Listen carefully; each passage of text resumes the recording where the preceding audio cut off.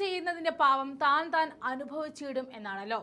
PM Shri വിഷയത്തിൽ ചെയ്ത പാപത്തിൽ ഇപ്പോൾ സഭയിൽ വെള്ളം കുടിക്കുന്ന പ്രതിപക്ഷ നേതാവ് പിണറായി വിജയന് വയസ്സാം കാലത്ത് സമാധാനമായിട്ട് ഒന്ന് കിടന്നുറങ്ങാൻ പറ്റാത്ത അവസ്ഥയിലേക്ക് കാര്യങ്ങൾ നീങ്ങുകയാണ്. നമ്മൾ ചെയ്യുന്ന പാപത്തിന്റെ ഫലം നമ്മളുടെ മക്കളിലൂടെ അനുഭവിക്കുമെന്നൊരു ചൊല്ലുണ്ടെങ്കിൽ അതിവിടെ കറക്റ്റാണ്. മകൾ കോടികൾ വാരിക്കൊണ്ടുപോയപ്പോൾ മൗനം സമ്മതം നൽകിയ പിണറായിക്കിപ്പോൾ ഉറക്കം കിട്ടുന്നില്ല.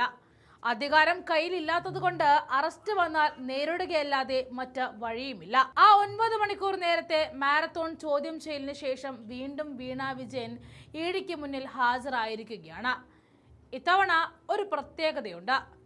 തിങ്കളാഴ്ചത്തേക്കായിരുന്നു വീണയോട് ഇഡി ഹാജരാകാൻ പറഞ്ഞത്.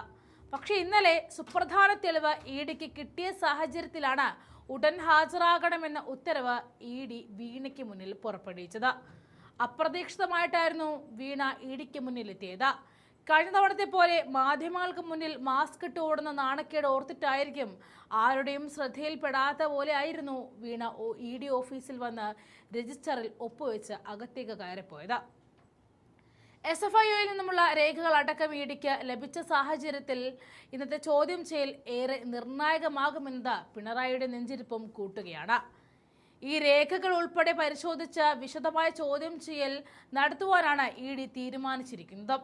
CMRൽ നിന്നും കൈപ്പറ്റിയ പണം എന്തിനു വേണ്ടി വിനിയോഗിച്ചു എന്നതിൽ വ്യക്തത വരുത്തുവാനും നീക്കമുണ്ട്.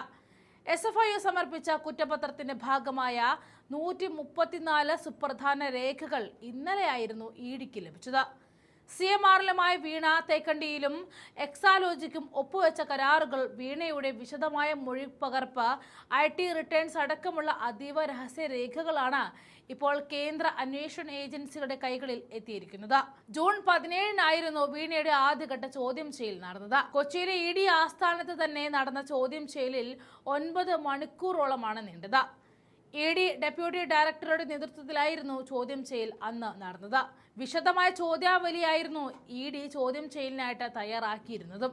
കൈപ്പറ്റിയ പണം വിനിയോഗിച്ചത് എങ്ങനെ, സ്വത്തുക്കൾ വാങ്ങിയോ, നിക്ഷേപങ്ങൾ നടത്തിയോ, എംപവർ ഇന്ത്യ സ്ഥാപനത്തിൽ നിന്നും 50 ലക്ഷം വായ്പ എടുത്തത് ഏത് സാഹചര്യത്തിലാണ്, എത്ര തുക തിരിച്ചടച്ചു, ഈ പണം എന്തിനു വേണ്ടി ഉപയോഗിച്ചു, ആദ്യ തവണ തിരിച്ചടവ് മുടങ്ങിയിട്ടും വീണ്ടും വായ്പ അനുവദിക്കാൻ ഉണ്ടായ സാഹചര്യം എന്താണ്, ഇല്ലാത്ത സേവനത്തിന് വൻ തുക കൈപ്പറ്റിയെന്ന SFIO കണ്ടെത്തലിലെ പ്രതികരണം, വൻ തുക ലഭിക്കാൻ CMRലുമായുള്ള ബന്ധം, മരവിപ്പിച്ച HDFC ബാങ്ക് അക്കൗണ്ടിന് പുറമെ എത്ര അക്കൗണ്ടുകളുണ്ട്, അബുദാബിയിൽ ഉണ്ടായിരുന്ന ബാങ്ക് അക്കൗണ്ട് വഴി ഇടപാടുകൾ നടന്നിട്ടുണ്ടോ തുടങ്ങിയ കാര്യങ്ങളായിരുന്നു ആദ്യഘട്ട ചോദ്യം ചെയ്യലിൽ ഇഡി വീണയിൽ നിന്നും ചോദിച്ചറിഞ്ഞത്.